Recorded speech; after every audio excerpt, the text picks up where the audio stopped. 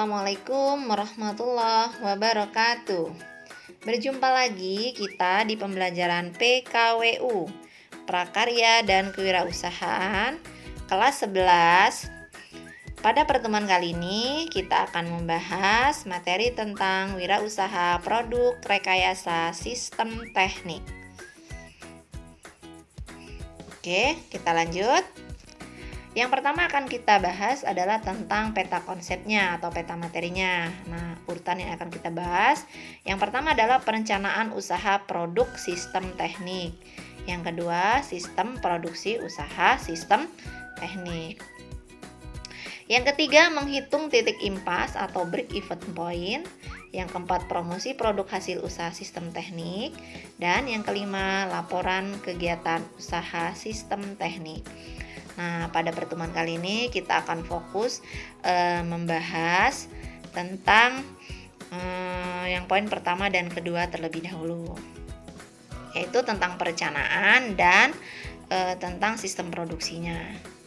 Lanjut, tujuan pembelajaran.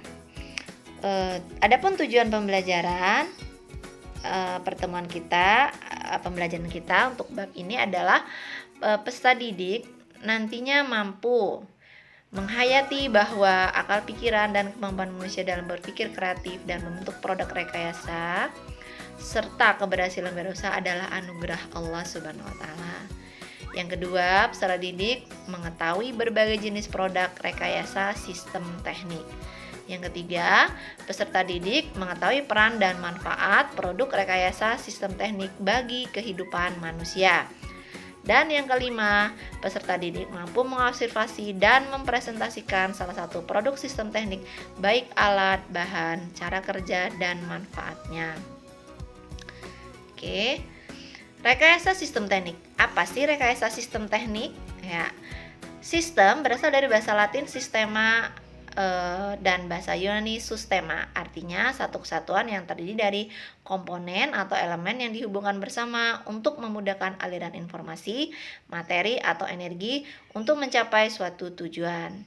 Sistem bertujuan untuk meningkatkan efektivitas pendayagunaan berpikir sistem dan pemecahan masalah.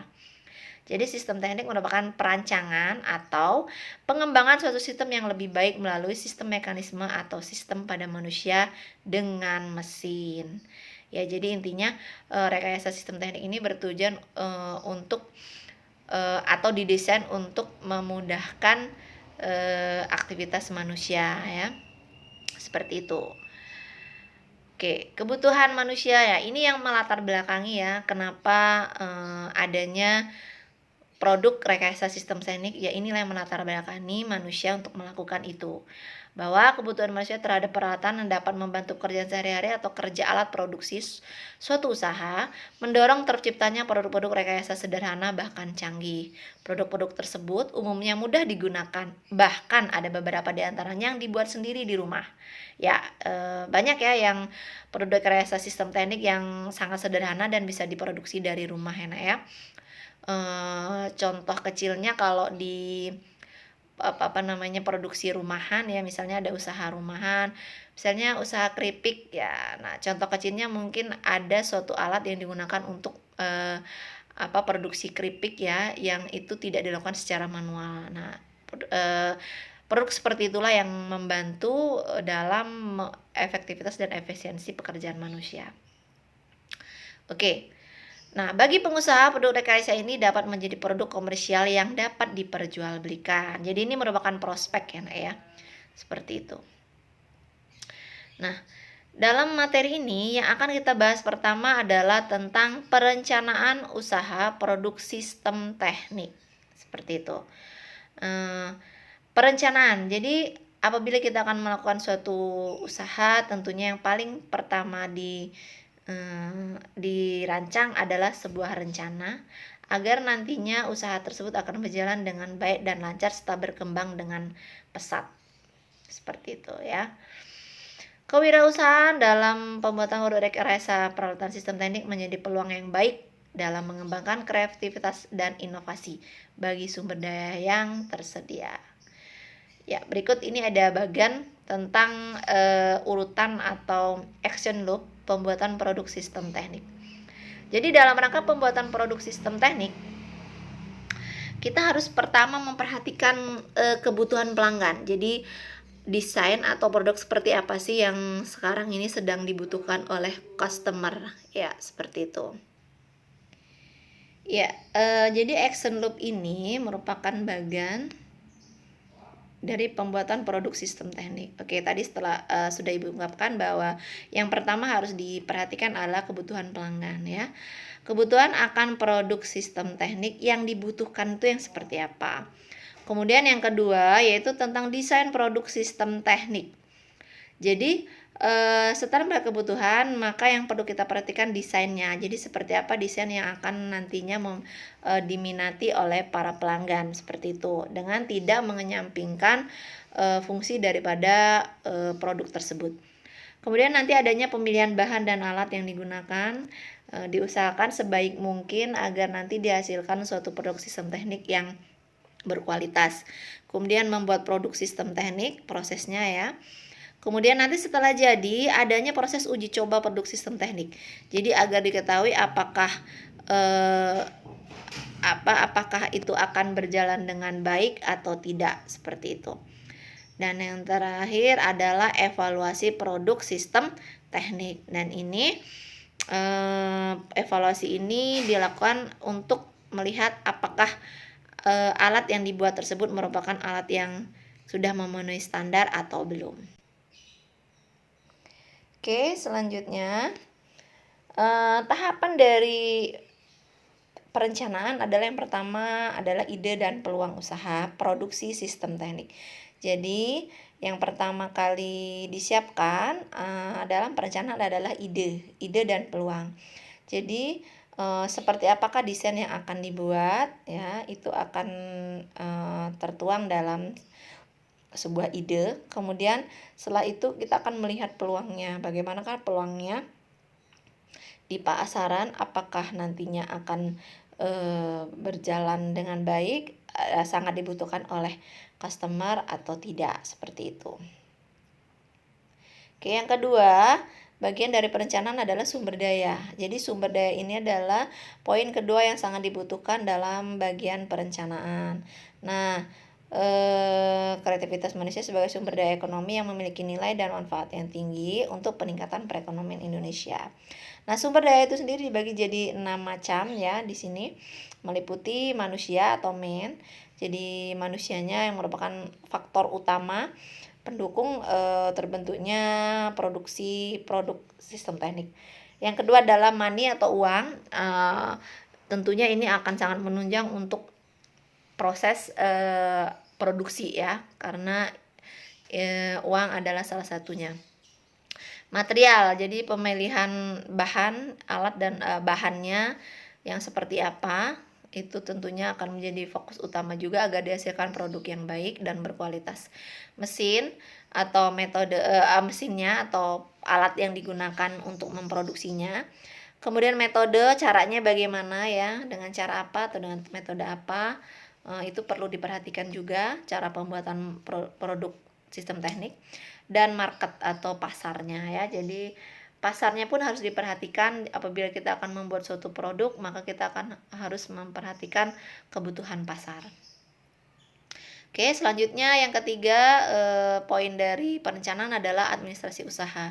Jadi suatu usaha itu harus memiliki administrasi yang baik agar menunjang proses produksi atau proses berjalannya suatu usaha.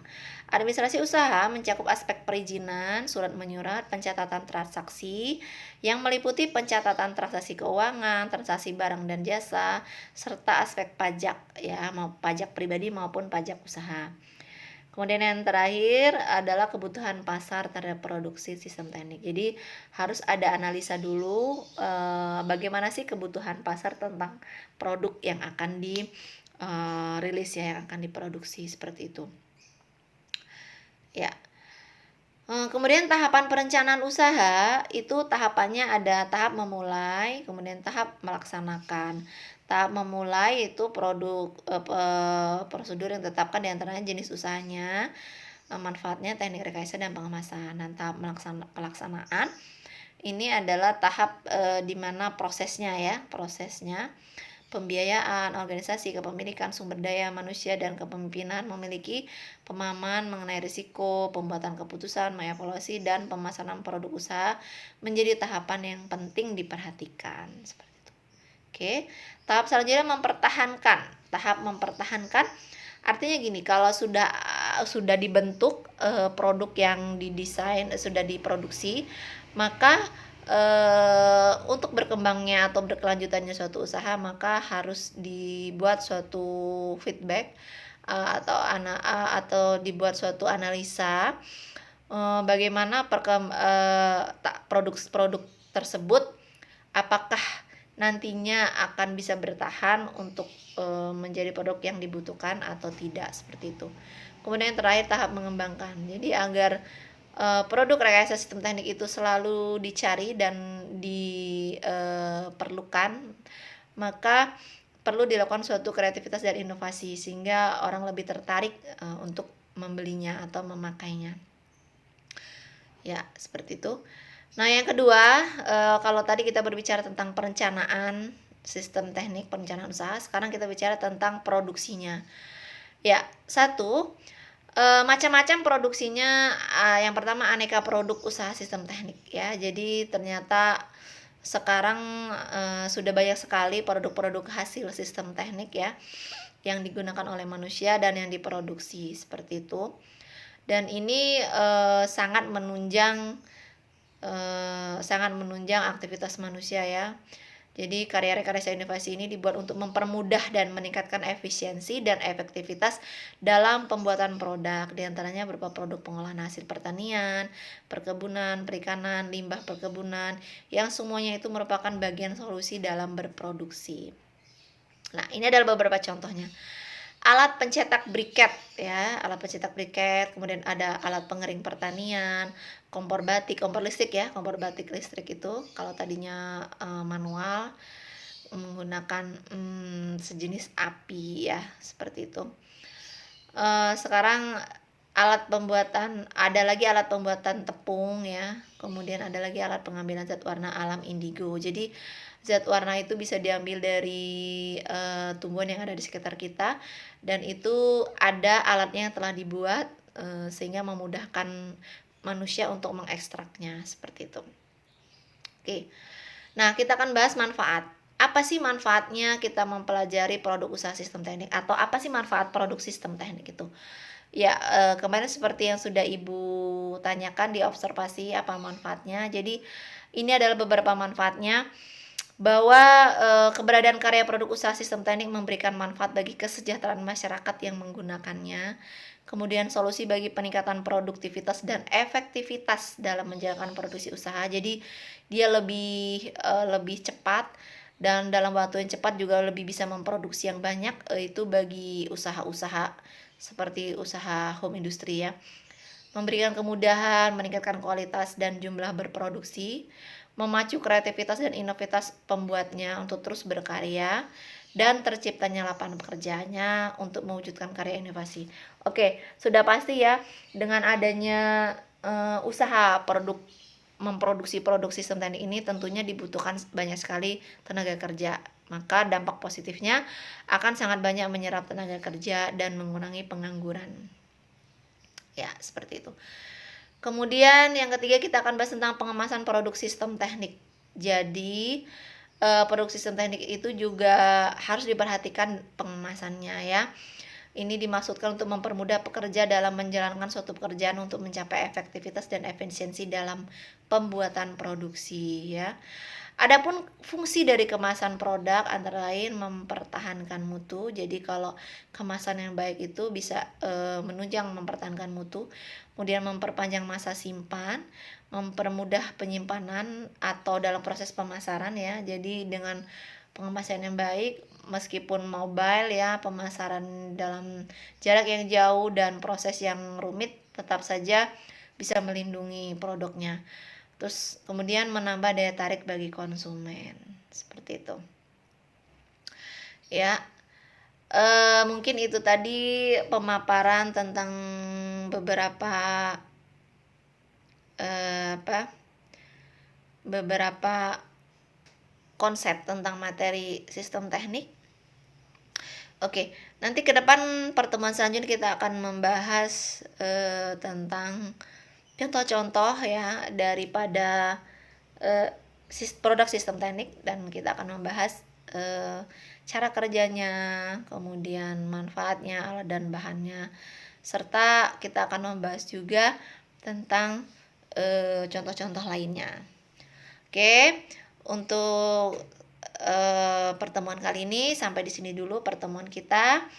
Mudah-mudahan bermanfaat untuk penjelasan ini. Jika ada yang kurang jelas, boleh ditanyakan di kolom komentar di timeline e-learning seperti itu. Oke, Ibu cukupkan. Sampai berjumpa di pertemuan selanjutnya. Ibu akhiri. Assalamualaikum warahmatullahi wabarakatuh.